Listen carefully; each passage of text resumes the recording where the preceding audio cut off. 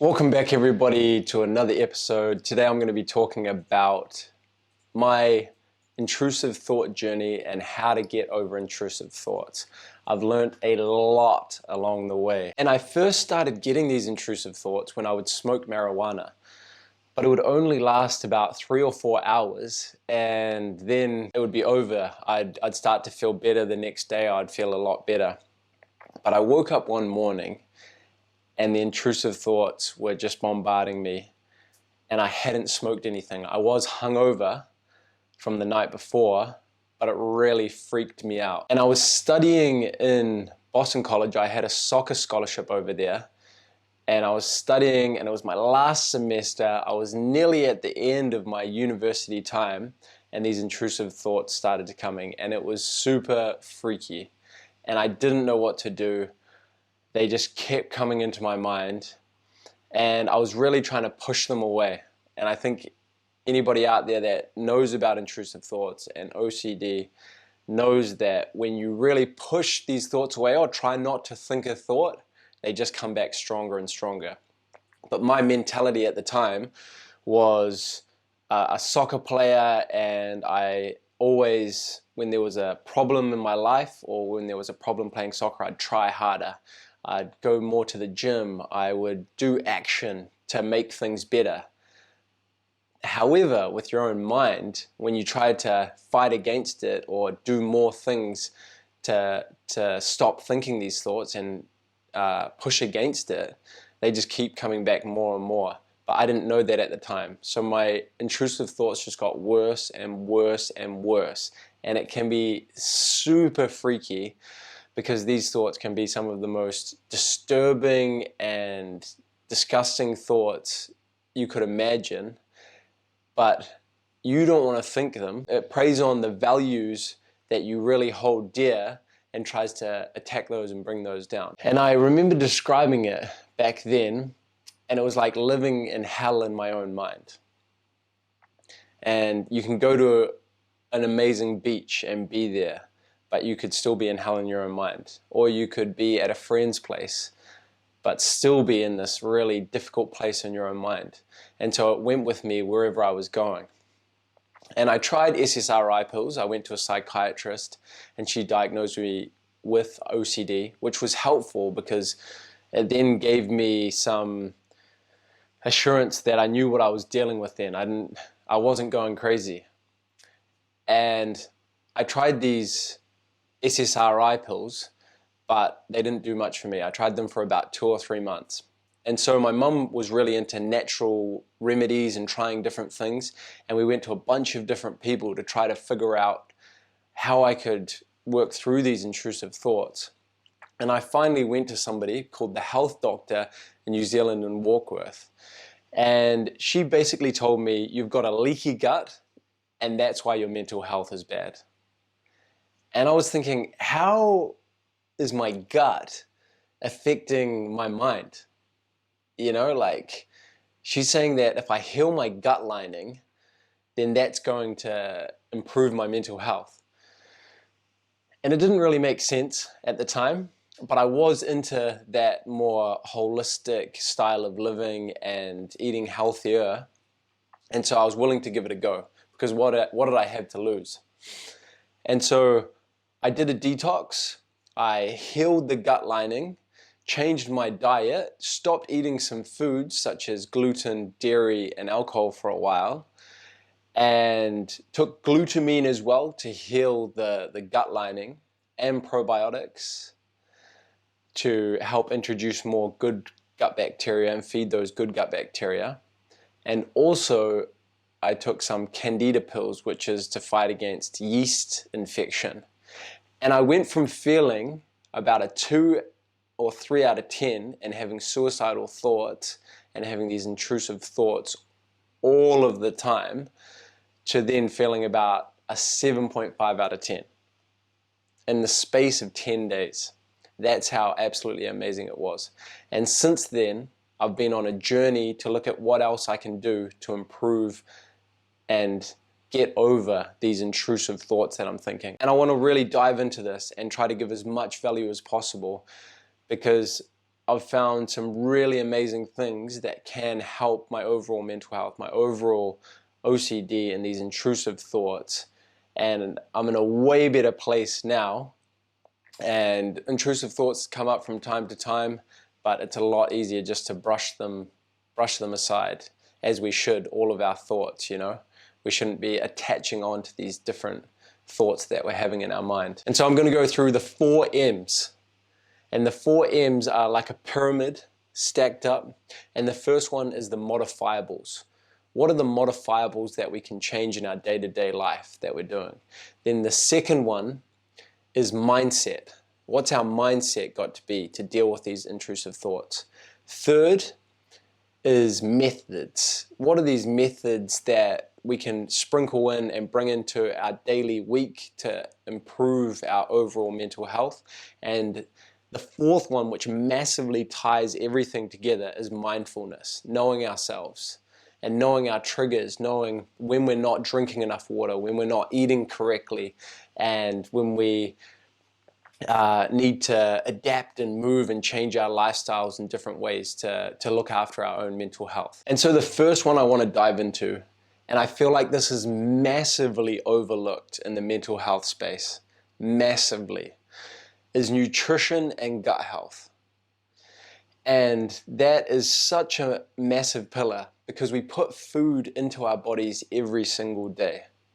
And the food we eat massively impacts our mind. We're one whole connected system. From the gut to the brain, everywhere, we're one whole connected system. And when we eat foods, you might notice on, say, Thanksgiving or Christmas Day, when you eat a whole bunch of food and you just feel super tired and you just want to lie on the couch and just snooze or sleep and you don't have much energy at all. That's one way a lot of food in our system can just impact our overall feelings and energy. But it goes a lot deeper. And we've got this thing called the gut-brain axis, which connects from the gut to the brain and sends signals. And 90% of the signals are sent from the gut up to the brain. And so we're constantly sending information from our gut to our brain. Foods that we're eating should be from the planet. So should be these whole foods, real foods. And a diet that I really like is the Mediterranean diet because it's whole food. It's a mix of different sort of legumes and grains and vegetables and fruits, some fish, a bit of red meat in there. And it's more of this whole food diet from the planet. It's tasty, nutritious, and there's a lot of variety that you can make with it as well. And that is a staple that I would really recommend because, as I was saying, the gut-brain axis sends information from the gut to the brain, and also over 80% of our serotonin is stored in the gut. And that is one of our key neurotransmitters for happiness. And so I'd relate it to how I felt was like I couldn't even get a grip when I was really struggling with intrusive thoughts. I couldn't even get a grip on my own mind or have some rationality that I knew I didn't want to think these thoughts, but I just found it so difficult to push them away.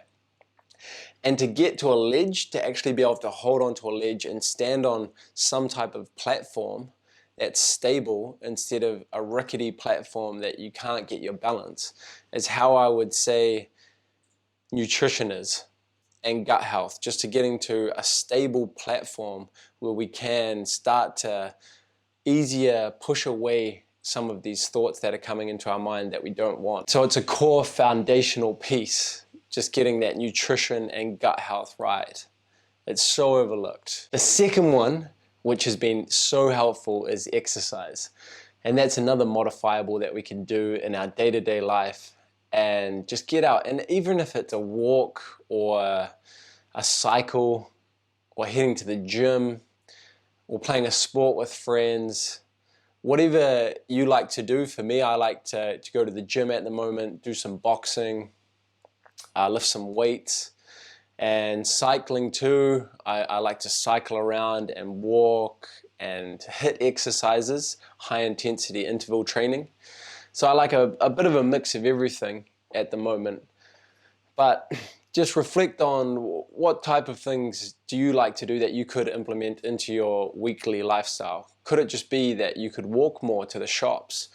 Or when you are getting some intrusive thoughts, maybe go for a little jog or do a bit of a workout just to get more in the body, because sometimes we can be so in our heads, and to get back into the body by doing some exercise is just amazing.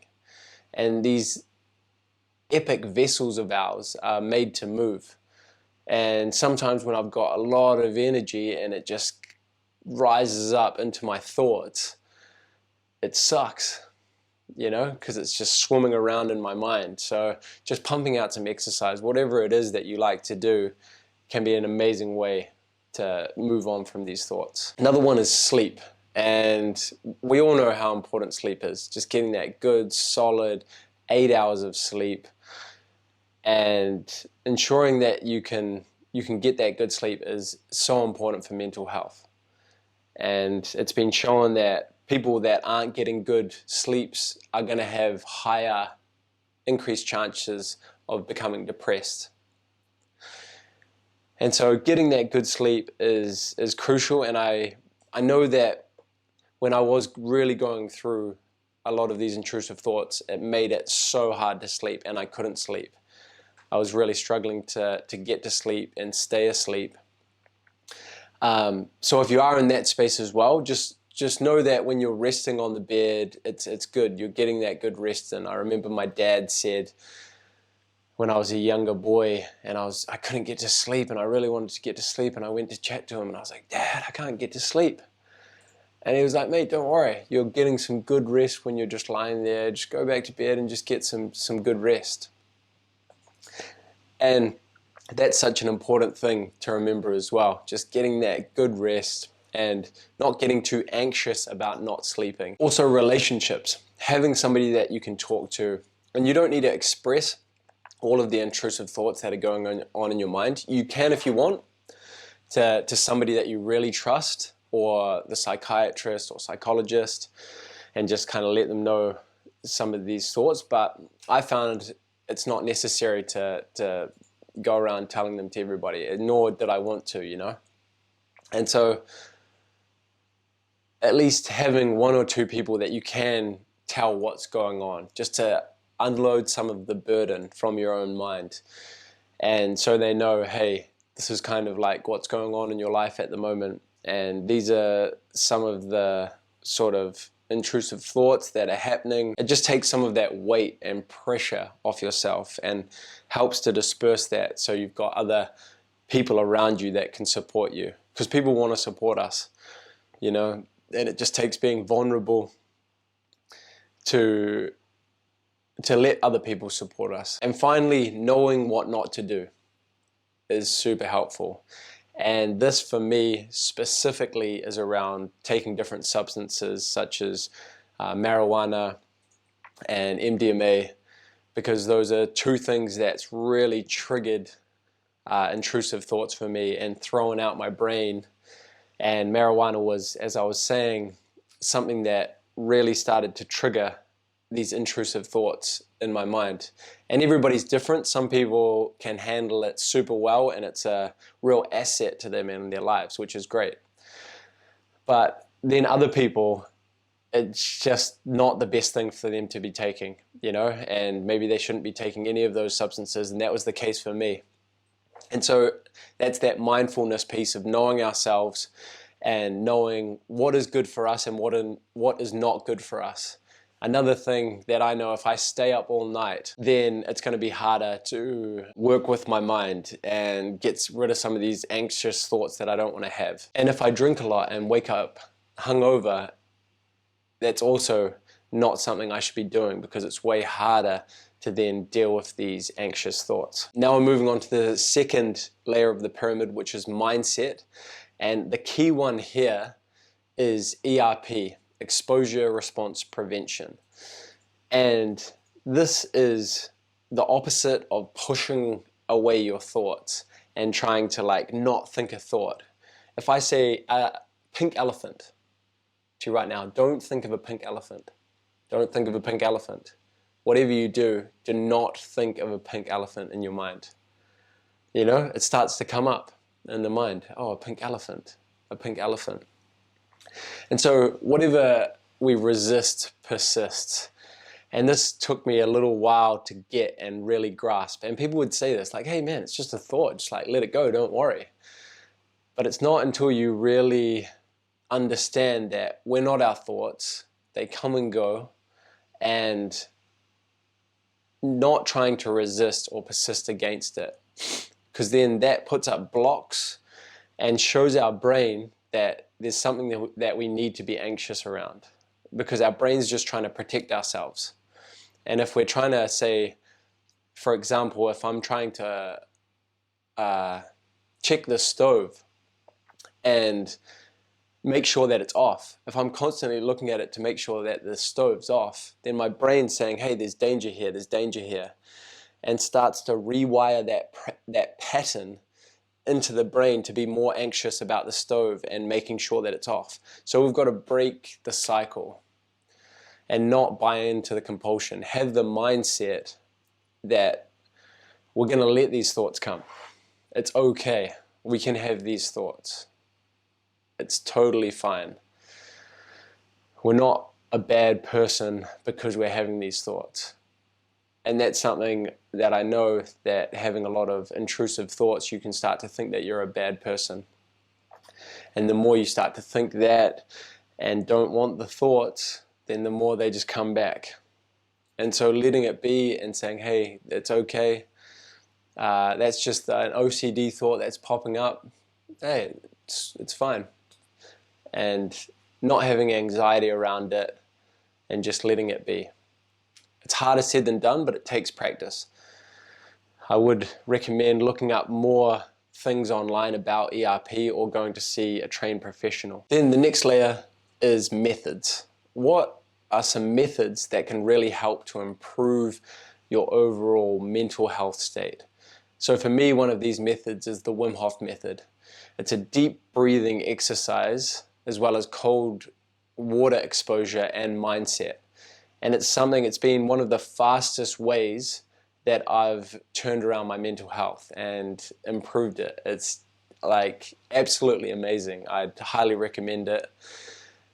There's a lot of good science around it as well for reducing inflammation in the body. But it might be something else for you. It might be something like yoga or some other type of breathing exercise, or some other alternative method like Qigong or Yoga Nidra, which is a form of yogic sleep. There's all of these different methods and modalities that can be super helpful. Acupuncture, that can be of great benefit to our overall mental health.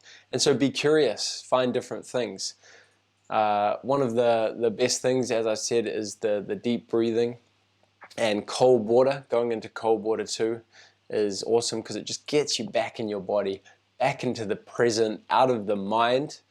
And that can be easily done by doing a cold shower after a hot shower, or doing the Wim Hof method, which is the deep breathing practice, and it just helps to get us back out of our mind and more in the body. And it's just cultivating that presence and cultivating that state of being more in the body. And one of the cool things is that it's also a practice. It's a practice that can be trained and we can improve in. So if you're not good at it the first time and you don't get a good response, it's like, okay, let's improve it again. Let's go for it again and try to be more present the next time and focus on the breathing, the deep breathing, and I'll slowly get better over time. Sometimes it's a process, the improving our mental health, and we just need to give it time and keep at it, because the benefits can come maybe over the longer term. And the last piece that pulls this all together is mindfulness. So this is something massive for myself. It's like, okay, what do I need in this moment? Or how can I set up my week so I have these healthy habits already in the week? I know what I'm eating that's going to be good for my mental health and good for my intrusive thoughts. When I do get a bit dehydrated, okay, I need some water now. I just had a friend say that maybe it's like they're feeling a bit off and check in with themselves and like, oh, I haven't exercised in a week. And then they go to the gym and feel amazing. And it's these things that, okay, is it I need to make sure I'm getting more sleep in my life. So how can we improve this mindfulness? Could be done through journaling to reflect on how your week's been and what's gone well and what could you improve on to improve your mental health. I know I really like journaling and reflecting on what I could improve and what is going well. And it's something actually I want to even implement more into my life. Or a meditation practice. I really like to do breathing in the morning to retrain the breathing. It's a 5.5 in, 5.5 out breath that I like to do. And it just helps to calm things down in the morning and center myself, because sometimes, especially with intrusive thoughts, we're super scattered and we're thinking all of these things, and just to come down and ground in and root in is awesome to then be able to think, okay, hey, what do I need to do now to improve my mental space? And the bonus one that I want to add on as well is nature. Getting out in nature, eating the foods from nature, whether it's a park that you want to go and just get your feet on the ground, getting some sunshine from the amazing sun that we've got out there. It's fantastic. Or breathing in some of that beautiful fresh air. And it could be going for a dip in the ocean or a lake. Maybe for a ski if it's winter where you are at right now.